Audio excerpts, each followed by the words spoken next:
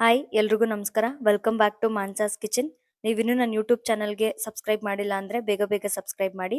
ಹಾಗೆ ಪಕ್ಕದಲ್ಲಿರೋ bell ಐಕಾನ್ನ click ಮಾಡಿ. ನಾನು ಇವತ್ತಿನ ವಿಡಿಯೋದಲ್ಲಿ ವೆಜ್ ಪನ್ನೀರ್ ಮೋಮೋಸ್ ಮಾಡೋದು ಹೇಗೆ ಅಂತ ತೋರಿಸ್ಕೊಡ್ತೀನಿ. ಬನ್ನಿ ಹೇಗೆ ಮಾಡೋದು ನೋಡೋಣ. ವೆಜ್ ಪನ್ನೀರ್ ಮೋಮೋಸ್ ಮಾಡೋದಕ್ಕೆ ಬೇಕಾಗಿರೋ ಇಂಗ್ರೀಡಿಯೆಂಟ್ಸ್ ಏನೇನಂದರೆ, ನಾನಿಲ್ಲಿ ಆನಿಯನ್ ತೊಗೊಂಡಿದ್ದೀನಿ. ಒಂದೆರಡು ಆನಿಯನ್ ಅಷ್ಟು ಕಟ್ ಮಾಡಿ ಇಟ್ಕೊಂಡಿದ್ದೀನಿ. ಹಾಗೆ ಕ್ಯಾಬೇಜ್, ಸ್ವಲ್ಪ ಕ್ಯಾರೆಟ್, ಒಂದು ಸ್ವಲ್ಪ ಪನ್ನೀರ್, ಜಿಂಜರ್ ಗಾರ್ಲಿಕ್ ಪೇಸ್ಟ್, ಸ್ವಲ್ಪ ಉಪ್ಪು, ಚಿಲ್ಲಿ ಪೌಡರ್, ಪೆಪ್ಪರ್ ಪೌಡರ್, ಹಾಗೆ ಸ್ವಲ್ಪ ಎಣ್ಣೆ. ಇವಾಗ ಪಾನ್ ಕೂಡ ಕಾದಿದೆ. ನಾನು ಇವಾಗ ಒಂದು ಪ್ಯಾನ್ ಇಟ್ಕೊಂಡಿದ್ದೀನಿ. ಪ್ಯಾನ್ ಕೂಡ ಕಾದಿದೆ. ನಾನು ಒಂದು 3 ಟೇಬಲ್ ಸ್ಪೂನ್ ಅಷ್ಟು ಆಯಿಲ್ ಹಾಕೊಳ್ತಾ ಇದ್ದೀನಿ.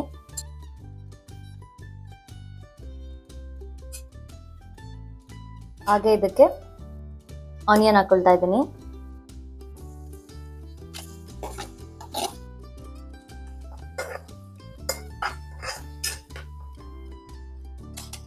ಕ್ಯಾಬೇಜ್ ಆಡ್ ಮಾಡ್ಕೊಳ್ತಾ ಇದ್ದೀನಿ.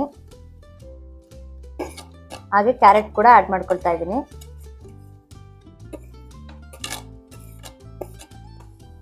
ಇದಿಷ್ಟನ್ನು ಹಾಕಿ ಕ್ಲೀನ್ ಆಗಿ ಫ್ರೈ ಮಾಡ್ಕೊಳ್ಳಿ.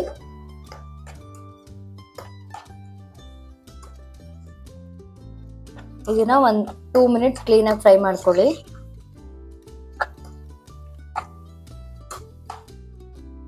ಇವಾಗ ಕ್ಲೀನ್ ಆಗಿ ಫ್ರೈ ಆಗ್ತಾ ಇದೆ, ನೀವು ನೋಡ್ತಿರ್ಬೋದು. ನಾನು ಇವಾಗ ಇದಕ್ಕೆ ಸ್ವಲ್ಪ ಸಾಲ್ಟ್ ಆಡ್ ಮಾಡ್ಕೊಳ್ತೀನಿ. ನಾನು ಇವಾಗ ಇದಕ್ಕೆ ಒಂದು 1/2 ಟೇಬಲ್ ಸ್ಪೂನ್ ಅಷ್ಟು ಸಾಲ್ಟ್ ಆಡ್ ಮಾಡ್ಕೊಳ್ತಾ ಇದ್ದೀನಿ. ಸಾಲ್ಟ್ ಆಡ್ ಮಾಡೋದ್ರಿಂದ ತರಕಾರಿ ಎಲ್ಲ ಸ್ವಲ್ಪ ಬೇಗನೆ ಕ್ಲೀನ್ ಆಗಿ ಫ್ರೈ ಆಗುತ್ತೆ.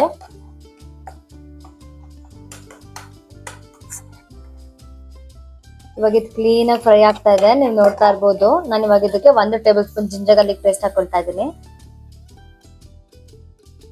ಕ್ಲೀನ್ ಆಗಿ ಹಸಿ ವಾಸನೆ ಹೋಗೋವರೆಗೂ ಕ್ಲೀನ್ ಆಗಿ ಫ್ರೈ ಮಾಡ್ಕೊಳ್ಳೋಣ. ಇದು ಇವಾಗ ಕ್ಲೀನ್ ಆಗಿ ಫ್ರೈ ಆಗ್ತಾ ಇದೆ. ನಾನು ಇವಾಗ ಇದಕ್ಕೆ ಪನ್ನೀರ್ ಆಡ್ ಮಾಡ್ಕೊಳ್ತೀನಿ.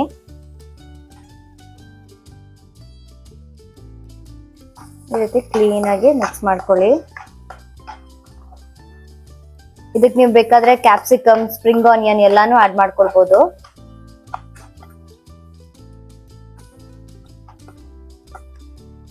ನಾನಿವಾಗ ಇದು ಕ್ಲೀನ್ ಆಗಿ ಫ್ರೈ ಆಗ್ತಾ ಇದೆ. ನಾನಿವಾಗ ಇದಕ್ಕೆ ಇನ್ನು ಸ್ವಲ್ಪ ಸಾಲ್ಟ್ ಆಡ್ ಮಾಡ್ಕೊಳ್ತೀನಿ.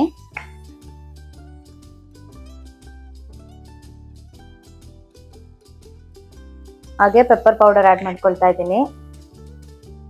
1 ಟೇಬಲ್ ಸ್ಪೂನ್ ಅಷ್ಟು ಆಡ್ ಮಾಡ್ಕೊಳ್ತಾ ಇದ್ದೀನಿ. ಹಾಗೆ 1 ಟೇಬಲ್ ಸ್ಪೂನ್ ಅಷ್ಟು ಚಿಲ್ಲಿ ಪೌಡರ್ ಆಡ್ ಮಾಡ್ಕೊಳ್ತಾ ಇದ್ದೀನಿ.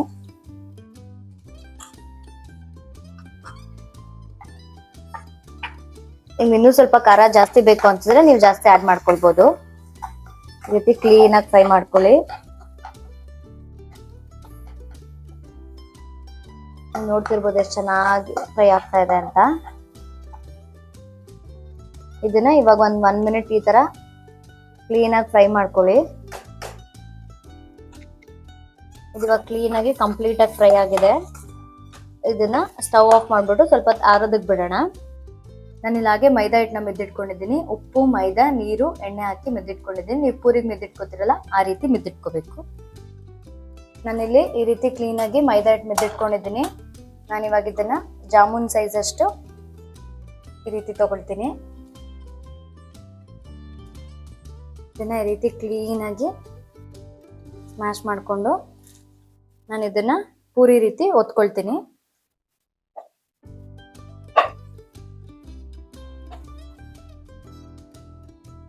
ನೀವು ಪೂರಿ ಯಾವ ರೀತಿ ಒತ್ಕೋತೀರಾ ಅದೇ ರೀತಿ ಅಷ್ಟೇ ಸೈಜ್, ಸ್ವಲ್ಪ ಚಿಕ್ಕ ಸೈಜಲ್ಲಿ ಈ ರೀತಿ ಒತ್ಕೊಳ್ಳಿ.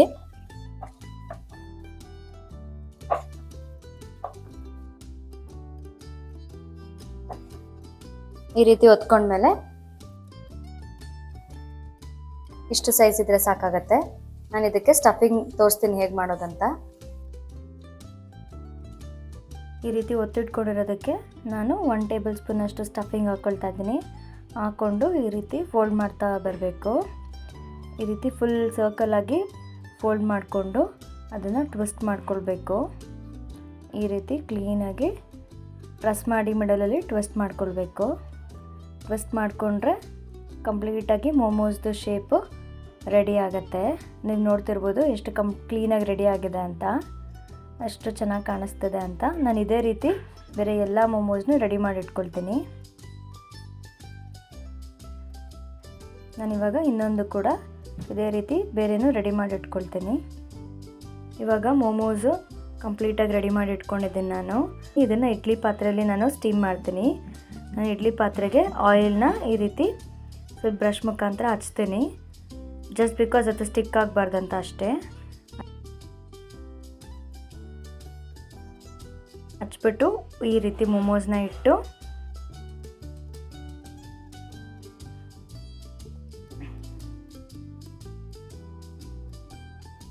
ಇದ್ರ ಮೇಲೆ ಇವಾಗ ಮತ್ತೆ ಇನ್ನೊಂದ್ಸತಿ ಆಯಿಲ್ನ ಕ್ಲೀನಾಗಿ ಈ ರೀತಿ ಹಚ್ತೀನಿ. ಈ ರೀತಿ ಹಚ್ಚೋದ್ರಿಂದ ಮೊಮೋಸು ಆ ಪ್ಲೇಟಿಗೆ ಸ್ಟಿಕ್ ಆಗೋದಿಲ್ಲ, ತುಂಬಾ ಕ್ಲೀನಾಗಿ ಸ್ಟೀಮ್ ಆಗುತ್ತೆ. ಅದಕ್ಕೋಸ್ಕರ ಈ ರೀತಿ ಎಲ್ಲ ಮೊಮೋಸ್ನು ನಾನು ಕಂಪ್ಲೀಟಾಗಿ ರೆಡಿ ಮಾಡಿ ಇಟ್ಕೊಳ್ತೀನಿ. ಇವಾಗ ಈ ಕುಕ್ಕರ್ಗೆ, ಇಡ್ಲಿ ಕುಕ್ಕರ್ಗೆ ನಾನೆಲ್ಲ ಮೊಮೋಸ್ದು ಕಂಪ್ಲೀಟಾಗಿ ರೆಡಿ ಮಾಡಿ ಇಟ್ಕೊಂಡಿದ್ದೀನಿ. ನಾನು ಇವಾಗ ಇದನ್ನು ಲಿಡ್ ಕ್ಲೋಸ್ ಮಾಡ್ತಾಯಿದ್ದೀನಿ. ಒಂದು 20 to 30 ಮಿನಿಟ್ಸ್ ಕ್ಲೀನಾಗಿ ಕುಕ್ ಆಗಲಿ ಸ್ಟೀಮಲ್ಲಿ. ಆಮೇಲೆ ನಾನು ನಿಮಗೆ ತೋರಿಸ್ತೀನಿ ಹೇಗಾಗಿರುತ್ತೆ ಅಂತ. ಇದು ಇವಾಗ ಕಂಪ್ಲೀಟಾಗಿ ಕೂಲ್ ಡೌನ್ ಆಗಿದೆ. ನಾನು ನಿಮಗೆ ತೋರಿಸ್ತೀನಿ ಹೇಗಾಗಿರುತ್ತೆ ಅಂತ. ನೀವು ನೋಡ್ತಿರ್ಬೋದು ಎಷ್ಟು ಪರ್ಫೆಕ್ಟಾಗಿ ಆಗಿದೆ ಅಂತ. ನಾನು ಇದನ್ನು ಒಂದು ಪ್ಲೇಟಿಗೆ ಸರ್ವ್ ಮಾಡ್ಕೊಳ್ತಾ ಇದ್ದೀನಿ.